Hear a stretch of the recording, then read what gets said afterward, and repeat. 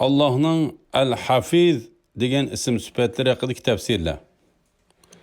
Bismillah, elhamdülillah, esselatu vesselamu ala Resulillah. Esselamu aleyküm ve rahmetullahi ve berekatuhu. Tüvendi diktanlağa Ustaz Abduveli Qari Rahimullah'ın Kur'an ve sünnet nuru aslında Allah Subhanahu ve Teala'nın güzel isim sıfatlarının kısaca tefsirlerinden Allah'ın El-Hafiz degan isim sifatları haqidagi tefsirlerini okuyumuz inşallah. Ba'd a'udhu billahi mineşşeytanirracim. Allah'ın El-Hafiz degan isim sifatları haqidagi tefsirler. Allah'ın bu isim sifatları Kur'an'da 3 yerde tilga ilingan. Yani Sure Hud 57. ayetide أعوذ بالله من الشيطان الرجيم فإن تولوا فقد أبلغتكم ما أرسلت به إليكم ويستخلف ربي قوما غيركم ولا تضرونه شيئا İnne Rabbi ala kulli şeyin hafiz. Tercümesi: Eğer sizler mening da'vatimni qabul qilishdan yüz o'risanglar, yüz o'ringlarning menga ziyni yo'q. Sizlarga men Rabbimning elchiligini yetkizdim. Payg'ambarning vazifasi faqat tabliğ qilishdir. Rabbim sizlarni halok qilib, o'rninglarga boshqa bir qavmni keltirdi. Shirik keltirish bilan Allohga qilchi ziyon yetkazolmaysizlar. Rabbim haqiqatan har bir narsani kuzatib turg'uchidir. Al-Hafiz saqlag'uchi, himoya qilg'uchi zotdir. Bütün olamni Alloh subhanahu va taolo yo'qdan bor qildi. Saqlash ma'nosi mavjudotlarning yaxshi o'sishiga ham qo'llanildi. Allah bütün olamni yo'qdan bor qildi va bu mavjudotlarning yo'qolib ketishini saqlab turdi. Yana bir ma'nosi bir-birisiga qarama-qarshi bo'lgan narsalarning bir-birisini yo'qotib tashlashidan saqlab, himoya qilg'uchi demakdir. Alemde Allah Subhanahu ve Teala bir-birisiga qarama-qarshi bo'lgan narsalarni yaratdi. O'tni yaratdi, suvni yaratdi.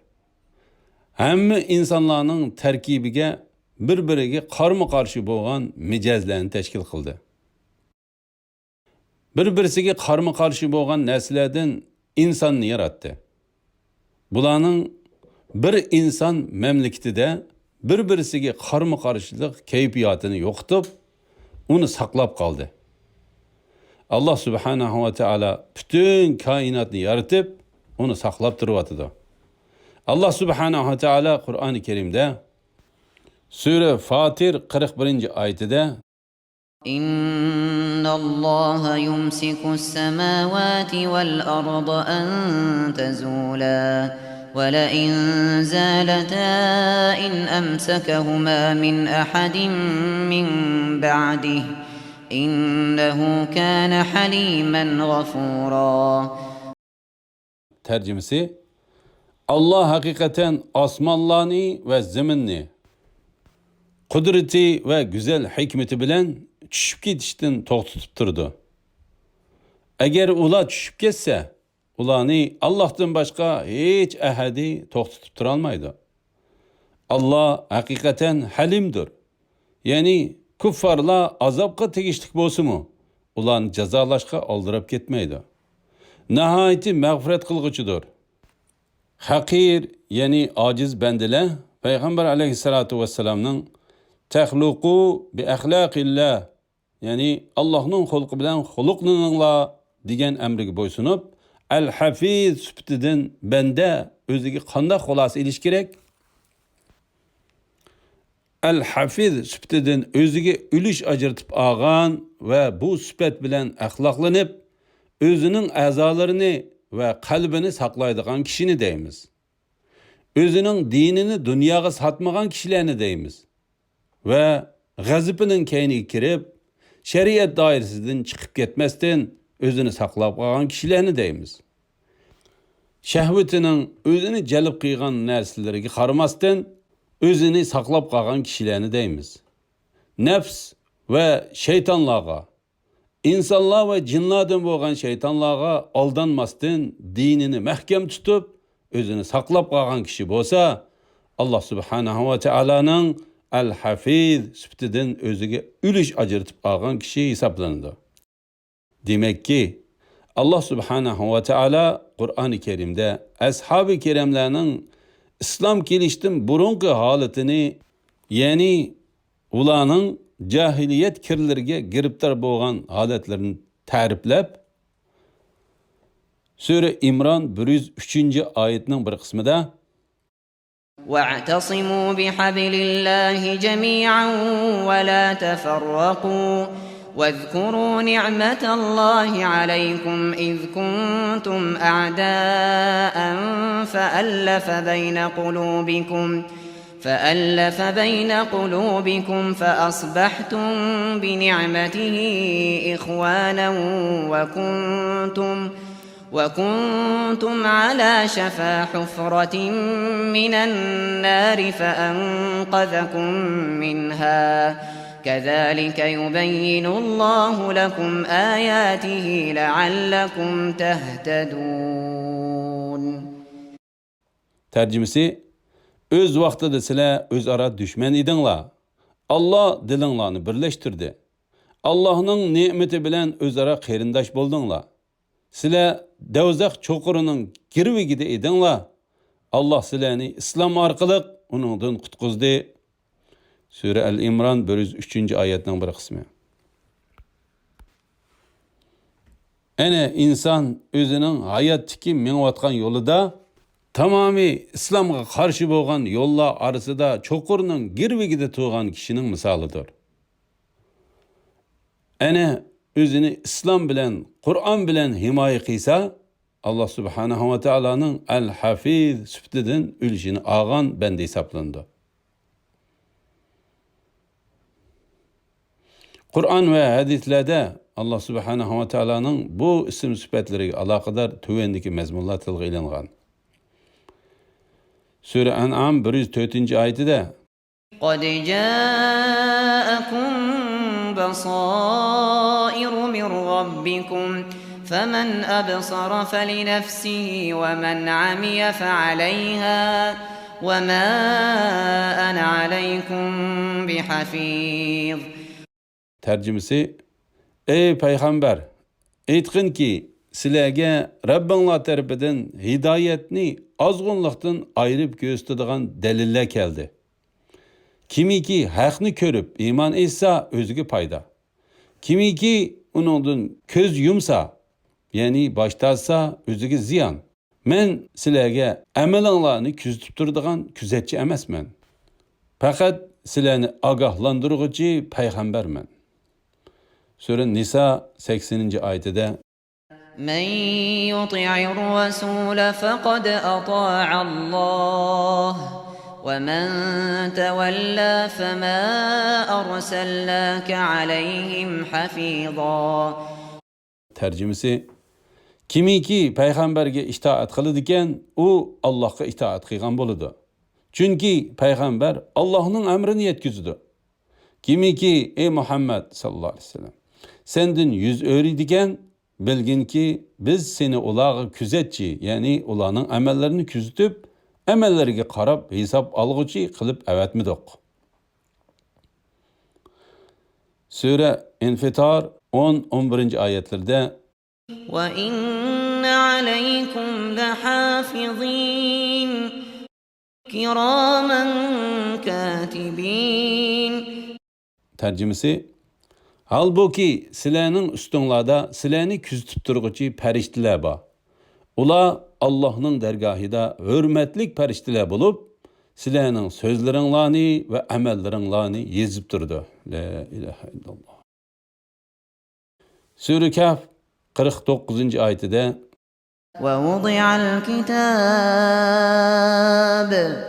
ووضع الكتاب فترى المجرمين مشفقين مما فيه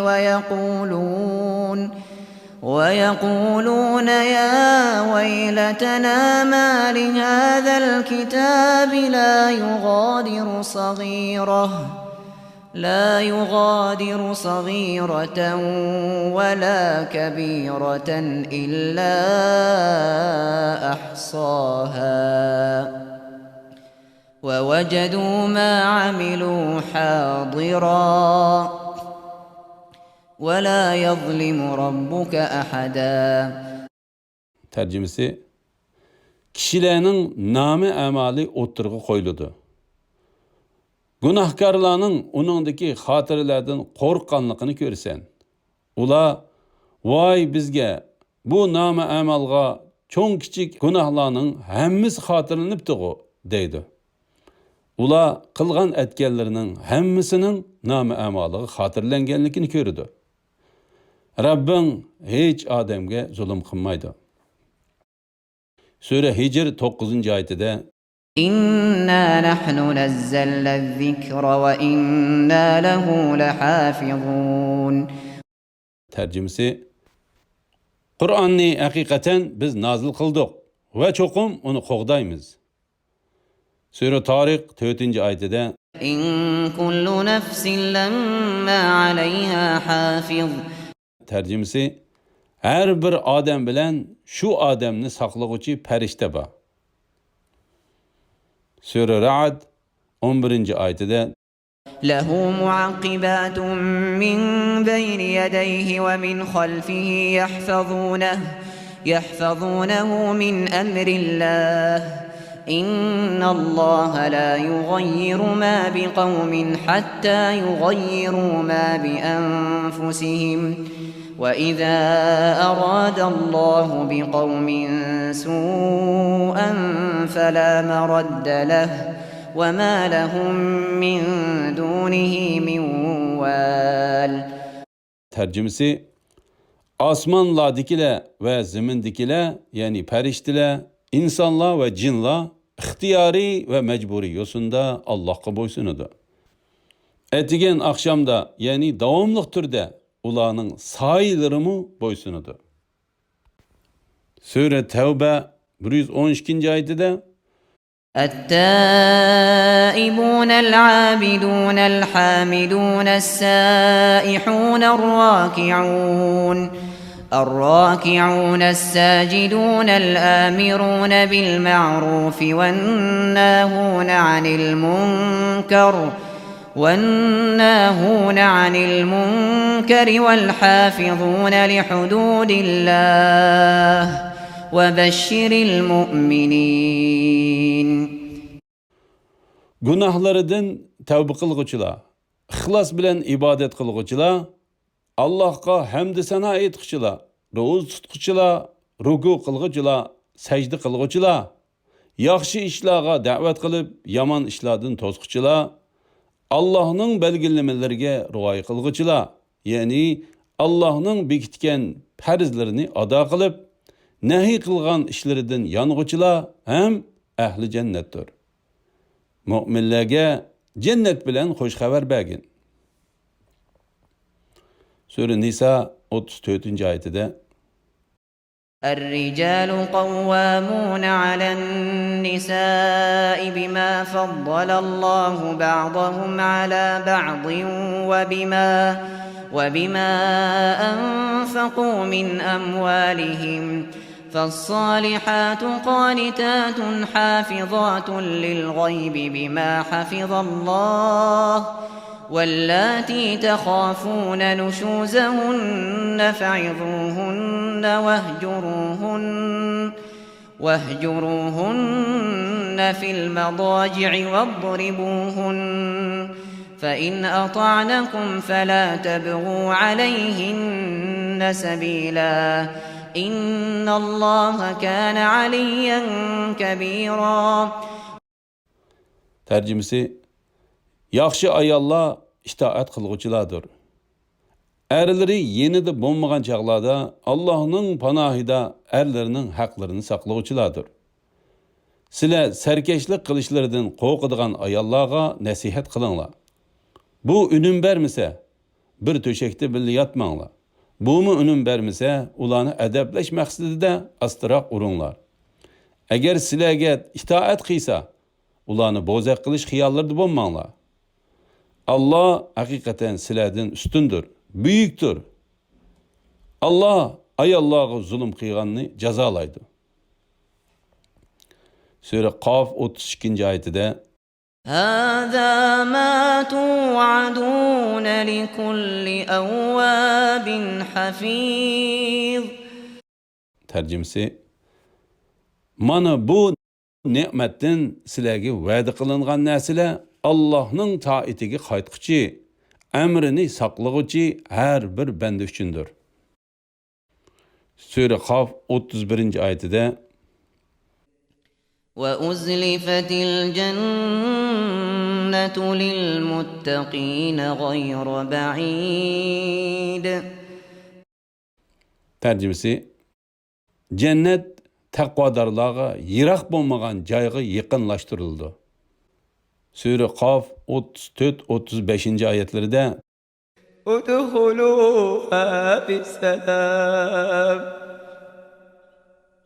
ادخلوها بسلام ذلك يوم الخلود لهم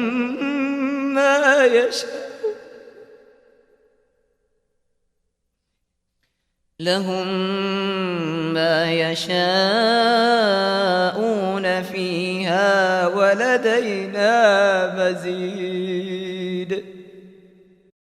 tarjimasi kimki mehribon Allohni ko'rmay turib, uningdan qo'rqsa va tavba qilg'uchi qalb bilan kelsa, ularga jannatga omonlik bilan kiringlar, bu mangu qilish kunidir deyiladi.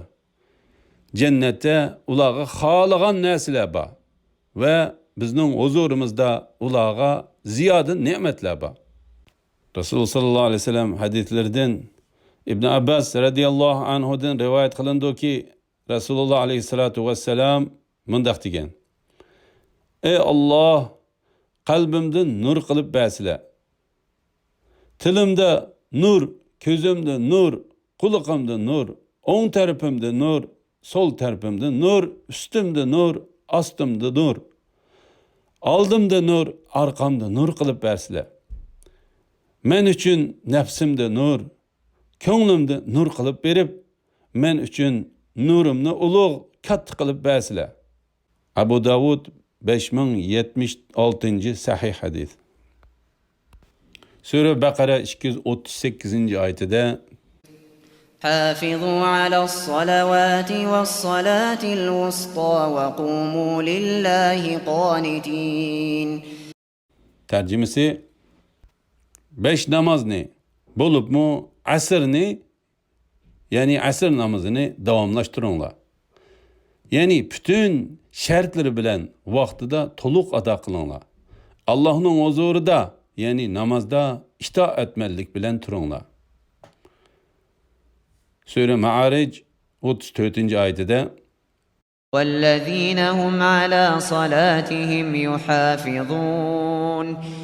tarjimasi ular namozini ado qilguvchilardir. Sura Maida 89-oyat. لا يؤاخذكم الله باللغو في أيمانكم ولكن يؤاخذكم بما عقدتم الأيمان فكفارته إطعام 10 مساكين من أوسط ما تطعمون أهليكم أو كسوتهم أو تحرير رقبة فمن لم يجد فصيام 3 أيام ذلك كفارة أيمانكم إذا حلفتم واحفظوا أيمانكم كذلك يبين الله لكم آياته لعلكم تشكرون. tarjimasi Allah sizlarni samanlik bilan qilgan qasaminglar uchun javobgarlikka tortmaydi. Lekin sizlarni qasddan qilgan qasaminglar uchun javobgarlikka tortadi. Bunda qasaminglarni buzsanglar, uning kaffarati Ailanglarga berdigan o'ttir darajalik tamoq bilan 10 miskinni bir vaqt g'izolantirishdir. Yoki ularga, ya'ni 10 miskinga bedenini yipib turadigan bir qur kiyim berishdir. Yoki bir qul yoki bir cho'rni azod qilishdir. Kimiki bunda qilishga kuchi yetmasa, 3 kun ro'za tutishi lozim. Bu ani shu ichgan qasaminglarni buzganliqinglarning kafforatidir. Qasaminglarga rioya qilinglar. Ya'ni kelmas qasam ichmanglar. Sizlarning shukr qilishinglar uchun Alloh oyatlarini sizlarga ani shundoq bayon qiladi. Sura Nur 30-oyatida قل للمؤمنين يغضوا من أبصارهم ويحفظوا فروجهم ذلك أزكى لهم إن الله خبير بما يصنعون. Tercümesi, Mümin erlerge aytqin ki, namahremlerge tikilip qarmasın. Avretlerini zinadan saqlasın. Munda qilish ular uchun eng yaxshidir. Allah haqiqatan ularning qilmishlaridan to'liq xabardor. Sura Mu'minun 1-oyatidan 5-oyatigacha قد أفلح المؤمنون الذين هم في صلاتهم خاشعون والذين هم عن اللغو معرضون والذين هم للزكاة فاعلون والذين هم لفروجهم حافظون. Tercümesi, Müminler hakikaten baxtga erishdi. Shundoq mu'minlar ki, ular namozlarida Allohning ulug'ligidan sur besib ketganlikdan ayminib turg'uchilardir. Ular behuda so'z, behuda ishdan yiroq bo'lg'uchilardir. Ular zakot bergichilardir. Ular avratlarini haromdan saqlag'uchilardir. Alhamdulillah. Yuqorida Ustad Abduvali Qari rahimahullahning Qur'on va sunnat nuri ostida Alloh subhanahu va taolaning go'zal ism sifatlarining qisqacha tafsirlari darsliklaridan Allohning Al-Hafiz sifatining tafsirlarini angladinglar. Oxirini keyin qaytadan o'qishimiz davomlashtiramiz inshaalloh. Va sallallohu ala Muhammad va ala alihi va sahbihi ajma'in. Assalomu alaykum va rahmatullohi va barakatuh.